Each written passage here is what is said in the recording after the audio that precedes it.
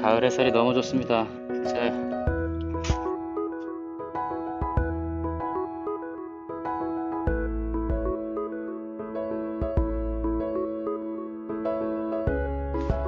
네, 여러분, 가을 단풍은 옵션이 아닙니다. 필수.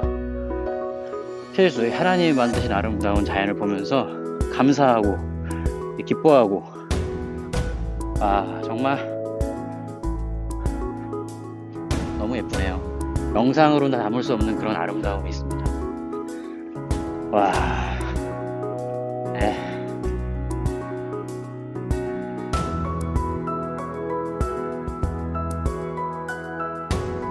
여기서 정말 유튜브 하고 싶네요. 안녕하세요, 씨목입니다.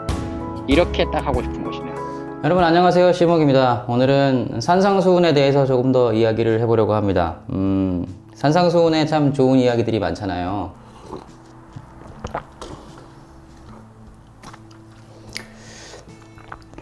여기는 오늘 저희 집에서 홈 레코딩. 제가 입은 티셔츠는 하임 티셔츠인데, 제가 3년 정도 하임 공동체를 섬겼습니다. 우리 외대부고 하늘고에 있는 친구들이랑 같이 동고동락하는 그런 시간이 있었는데, 그리운 마음에 한번 입어봤습니다. 사랑해요, 하임. 지난 시간에는 팔복을 좀 다뤘어요. 그리고 오늘은 좀 다른 이야기를 좀 하고 싶은데, 썰을 풀기 전에 먼저 율법에 대한 이야기를 해야 됩니다. 왜냐하면 예수님이 율법을 언급하고 산상수훈을 들어가시거든요. 그러니까 예수님의 산상수훈은 새 율법 대헌장이란 이야기를 잠깐 했었고, 이 율법을 내가 없애려고 하는 게 아니다. 1.1획도 고치지 않을 거다. 나는 이걸 완성시키려고 왔다. 이렇게 말씀을 하세요. 그러니까 율법이 뭔지가 중요하죠. 율법과 왜 이 산상수훈이 연결되어 있는지가 중요합니다. 율법은 히브리어 토라라고 합니다. 이 토라라는 말의 의미는 가르치고 지시하고 교육하다라는 그런 의미가 담겨 있어요. 하나님이 백성을 가르치는 내용이 율법이라고 할 수 있죠. 근데 이 율법이란 단어가 이제 우리말로 율법이라고 적혔을 때는 조금 애매한 구석이 있어요. 율법 하면 우리는 무엇에 주목을 합니까? 법에 주목을 하죠. 법이라고 하면 조금 경직되는 느낌이 있습니다. 뭔가 기준을 정해서 제약을 하고 그것을 넘어서면 벌을 준다, 이런 느낌이 사실 법이 가지고 있는 이미지라고 할 수 있을 것 같아요. 여담으로 한자에는 육서라고 하는 게 있는데, 이건 뭐 상식입니다. 상형, 지사, 회의, 형성, 전주, 가차, 이렇게 해서 6가지 문자 형식이 있는데, 법자는 회의 문자입니다. 그러니까 뜻과 뜻이 모여서 새로운 단어가 된 것이라고 할 수 있겠죠. 물 숫자에다가 제거한다는 의미를 붙여서 물처럼 공평하게, 공정하게 죄를 조사해서 바르지 못한 달을 제거한다는 뜻이 있다고 해요. 그러니까 율법의 기능과 상당히 일맥상통하죠. 그래서 또 한편으로는 부정적인 느낌이 조금 들어요. 그리고 이게 지금 우리말이 가지고 있는 어감에 익숙하죠. 근데 사실 법이라는 한자의 의미가 딱 요것만 있는 게 아니에요. 그냥 이렇게 죄를 조사해서 제거한다. 그리고 기준을 정해서 그것을 넘어서면 벌을 준다. 이것만이 법의 의미는 사실 아니거든요. 본보기와 모범이라는 의미가 있습니다. 이게 되게 중요합니다. 그러니까 법이라는 한자는 그 의미가 가르치고 지시한다라는 그 내용을 역시 내포하고 있는 것이죠. 이 본보기와 모범의 의미가 들어있는 법자가 이 토라라는 단어를 설명할 때 딱 좋은 말이었던 것 같아요. 그래서 이렇게 넣었겠죠. 하나님이 율법을 주셨다라고 할 때 우리는 그 원칙을 정해놓고 어기면 벌을 받는다는 느낌이 사실 좀 있습니다. 그런데 본질은 그게 아니에요. 본질은 그냥 어기면 벌 준다. 이거는 절대 하나님이 주시는 그 방향이 아닙니다. 가르치고 알려주는 거죠. 모범과 본보기를 제시하는 겁니다. 제가 왜 이런 이야기를 하느냐, 산상수훈의 내용들이 그 법 개정의 의미를 가지고 있기 때문이에요. 병자도 고치고 죽은 자도 살리고 사랑을 실천하고 소외된 이웃들을 섬기고 천국복음도 전하고 이런 여러 가지 일들을 하시고 정말 선행을 많이 베푸셨어요. 그런데 예수님이 본질적인 거를 안 바꾸시는 그런 모습입니다. 쉽게 말하자면 사회를 개혁하지는 않았어.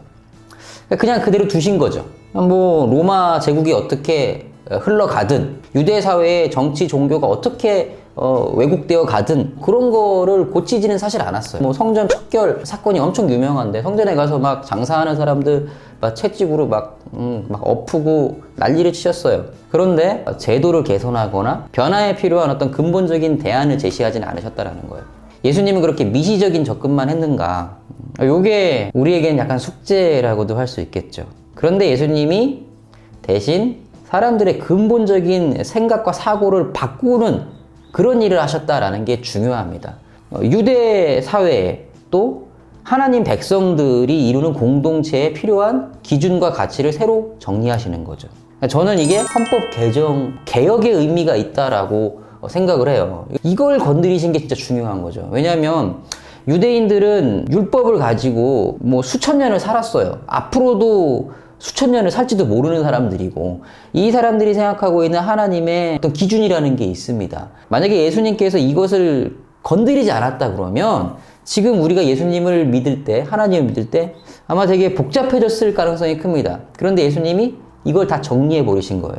완전히 율법에 대한 기본 틀을 바꾸셨고 근본적인 관점을 수정하신 거예요. 이게 거의 개혁에 가깝죠. 이제 시간이 지나가면 갈수록 그 예수님이 바꿔놓은, 근본적으로 수정해놓은 율법에 대한 가치, 하나님의 지시사항, 모범, 본보기, 이런 거에 대한 어떤 답이 달라졌다라는 겁니다. 기본적으로 율법을 대하는 관점이 달라졌고 하나님의 뜻을 따라가는 그런 삶의 방향이 완전히 바뀐 거죠.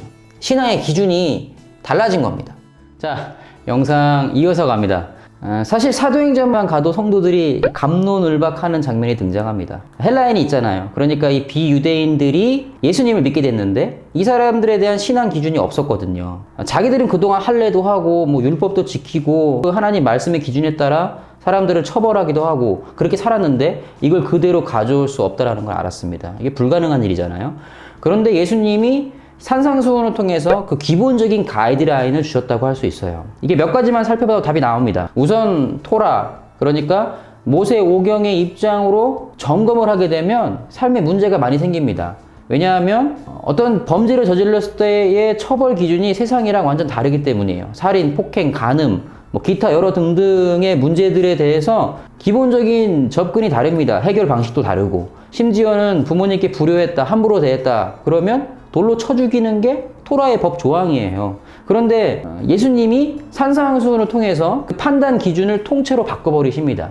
그전에는 결과, 외적인 부분에 관심을 가졌기 때문에 세상이랑 맞는 부분도 있고 다른 부분도 있었어요. 그런데 예수님이 중심을 아예 내면으로 옮기셨기, 법의 기준을 통째로 바꿔버리셨기 때문에 사람들이 그런 방식으로 판단할 수 없게 되어버린 거죠. 오늘날 사람들이 가지고 있는 윤리와 도덕 기준에도 저는 그대로 영향을 미쳤다고 생각합니다. 이것이 우리는 기독교적인 가치다 이렇게 말하기도 하죠. 사실 오늘 이런 이야기를 하려고 한 건 아니었는데 보상심리 또는 보복심리에 대한 이야기를 하고 싶었어요. 야, 편집할 때 제목을 바꾸자. 이거 바꿔야겠어. 어쨌든 산상수훈에 대한 이런 관점의 전환이 저는 꼭 필요하다고 생각합니다. 예수님이 입법 개혁을 하셨다. 그리고 그러한 개혁 입법을 통해서 세상의 틀을 바꾸셨다. 사람들의 관점을 아예 전환하셨다. 저는 이렇게 강조를 드리고 싶어요. 자, 오늘 영상도 도움이 되었다면 여러분의 좋아요와 댓글 부탁드리고요. 구독이 하나 올라갈 때마다 저에게 큰 힘이 됩니다. 자, 지금까지 시목이었습니다.